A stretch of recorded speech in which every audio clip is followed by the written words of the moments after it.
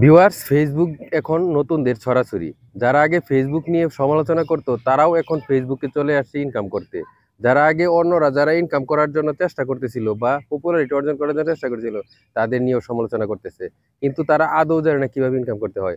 অনেক সহজ সরল নতুন ইউজাররা আসতেছে, শুধু জানে যে টাকা ইনকাম করা যায়। বিলাল ভাই ৩ মাসে ৪৪ লক্ষ টাকা ইনকাম করছে, অমুকে অত করেছে, তমুকে অমুক করেছে। ফেসবুক থেকে লাখ লাখ টাকা ইনকাম করা যায়।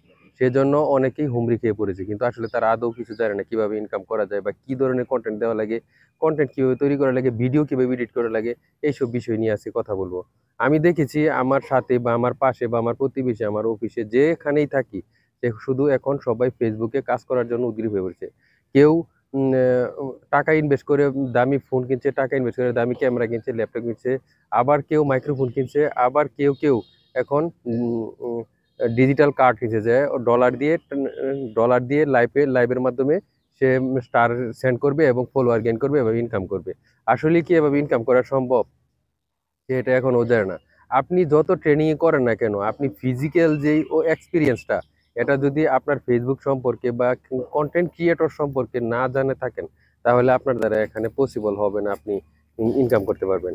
আসলে আপনাকে অবশ্যই জানতে হবে, বুঝতে হবে কন্টেন্ট ক্রিয়েটর কি। আসলে কি আপনি এখানে ইনকাম করতে আসছেন আর কি আপনি অন্য কিছু করতে আসছেন? অবশ্যই আপনাকে আগে এখানে থাকতে হবে, সময় দিতে হবে এবং এনগেজমেন্ট বাড়ানোর জন্য অনেকের সাথে পরিচয় বাড়াতে হবে। আপনি যত পরিচিতি বাড়াবেন তত দ্রুত আপনি এখান থেকে কোনো কিছু অর্জন করতে পারবেন। আপনি যদি পরিচয় না বাড়াতে পারেন তাহলে এখান থেকে আপনি কোনো কিছু অর্জন করতে পারবেন না। এটাই বাস্তবতা। আপনাকে যত লোক চিনবে তত লোকে আপনার ভিউ বাড়বে।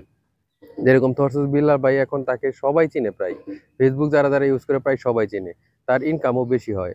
এজন্য এরকম আরকি। আগে আপনাকে কষ্ট করতে বিলাল ভাইয়ের এই জায়গায় আসতে তার প্রায় অনেক সময় লেগে গেছে। প্রায় ১০ বছরের মতো সময় লেগে গেছে।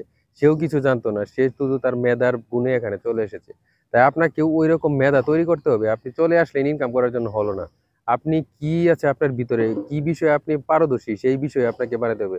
হয়তোবা ফানি কনটেন্ট, হয়তোবা ছন্দে ছন্দে কথা বিলাল ভাইয়ের মতো, হয়তোবা আলামিন ভাইয়ের মতো নাটক এরকম তৈরি করতে হবে।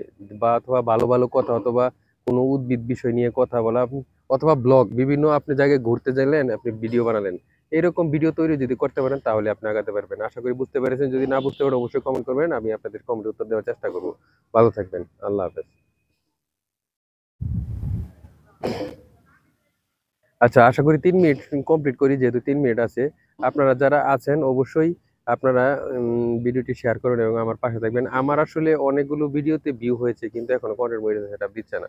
আসলে অনেকে ভিউ হয় না তারপরেও তাকে দিয়ে রেখেছে। আমি জানি না ফেসবুক আসলে কি চাচ্ছে, এখানে কিভাবে তারা আগাচ্ছে, আল্লাহই জানে। সবাই সবার জন্য দোয়া রইলো। অবশ্যই সবাই ভালো করুক, এটাই কামনা করি।